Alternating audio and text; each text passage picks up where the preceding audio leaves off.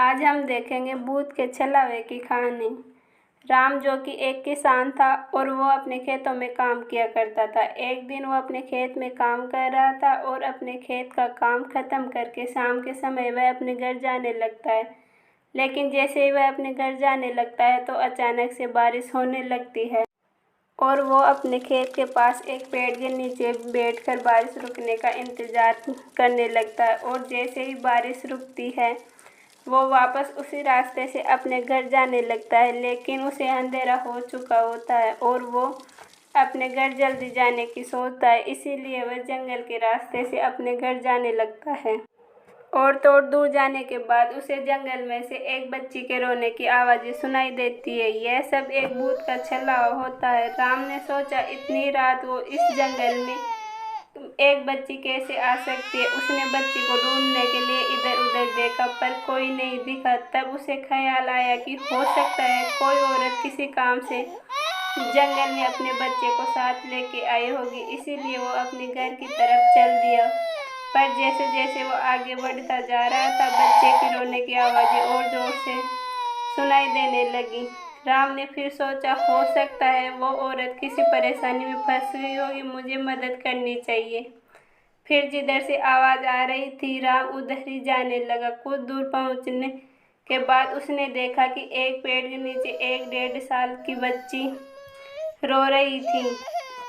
राम तुरंत उस बच्ची के पास पहुंचा और जोर जोर से आवाज़ें देने लगा, कौन है यहाँ पे, किसका बच्चा है ये? मगर किसी ने आवाज़ नहीं सुनी। ये भूत का छलावा था, इसे राम समझ नहीं पाया। राम ने सोचा शायद इसकी माँ यहीं आसपास कहीं बेहोश हो गई होगी, इसलिए मेरी आवाज़ नहीं सुन रही। फिर राम ने पूरे बगीचे में छान मारी मगर उसे वहाँ पे कोई भी नहीं दिखा। अब राम ने गुस्से में चिल्लाया, कौन है यहाँ? बच्चा रखे चला गया मगर किसी की आवाज़ नहीं आई।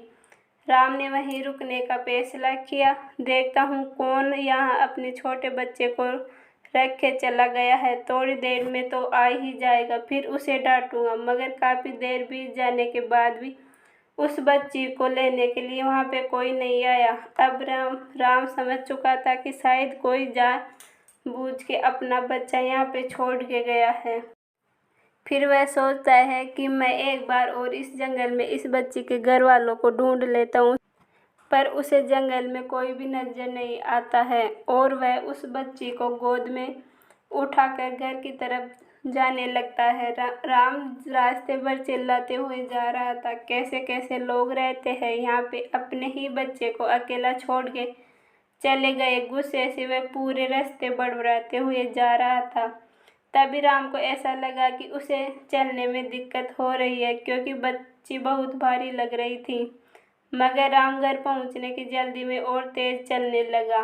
काफ़ी रात हो चुकी थी। जल्दी से इस बच्ची को लेके घर पहुंच जाता हूँ। कुछ कदम चलने के बाद राम को ऐसा महसूस हुआ जैसा बच्ची का वजन बहुत ही ज़्यादा बढ़ चुका है और वो बच्ची को उठा के चल नहीं पा रहा था।